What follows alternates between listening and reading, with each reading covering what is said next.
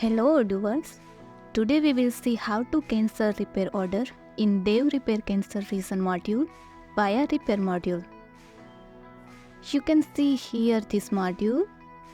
First install this module, so click on activate button.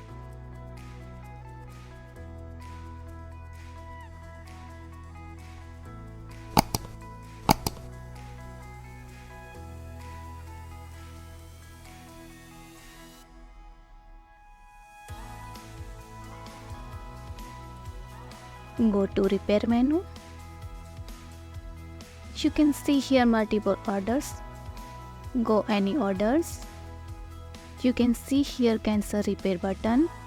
Click on button and add reason. Not satisfied. And click on cancel button. So you can see here cancel reason with your orders and move that in cancelled. Thank you.